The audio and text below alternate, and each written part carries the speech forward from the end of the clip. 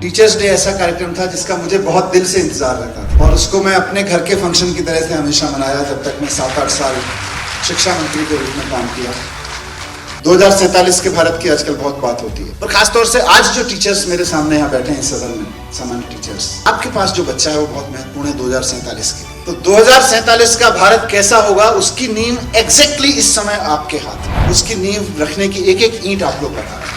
तो आप लोग 2047 के भारत के पायलट हैं, ठीक से टेक ऑफ कराइएगा और ठीक से लैंडिंग होनी, ताकि ठीक से लैंडिंग हो सके 2047 में भारत की। दुनिया के जितने भी देश जिनकी ओर आज हम बहुत उत्सुकता से देखते हैं कि ये तरक्की कर चुके हैं, इनका प्रोग्रेस हो गया है, उनकी जड़ में टीचर बैठा हुआ है। सिंगापुर जैसा देश जो अगर देखें तो बहुत 40-50 साल पहले बहुत पिछड़ा हुआ देश था, एक मलेशिया से आजाद हुआ देश। उसके प्रधानमंत्री जब पहली बार टीवी पे इंटरव्यू दे रहे थे, सिंगापुर को जिन्होंने जाना है समझा है समझेंगे उस चीज को, कि सिंगापुर के पहले प्राइम मिनिस्टर टीवी इंटरव्यू में रो पड़े, बोले कि हमारे पास है क्या। तो सिंगापुर के प्रधानमंत्री ने संकल्प लिया कि हम अपने देश को पढ़ाएंगे और पढ़ा लिखा सिंगापुर खड़ा करेंगे, उसके बाद देखेंगे हम करेंगे क्या। और उन्होंने किया। उन्होंने वहाँ एक नियम बनाया कि साहब बच्चे पैदा करने का, माँ बनने का अधिकार केवल ग्रेजुएट महिलाओं को होगा। क्रांतिकारी सोचती उस वक्त की सारी लड़कियां ग्रेजुएट होने लगी, सारे लड़कों को पढ़ाना पड़ा, और पढ़े लिखे ग्रेजुएट माँ बाप के जो बच्चे पैदा हुए वो नया सिंगापुर था। और नया सिंगापुर हमारे पास पड़ा हुआ है। दुनिया के प्रगतिशील देशों की एक और चीज है, और वो ये है कि दुनिया के सारे जितने डेवलप्ड कंट्रीज हैं उनकी एक खास बात यह है कि वहां पर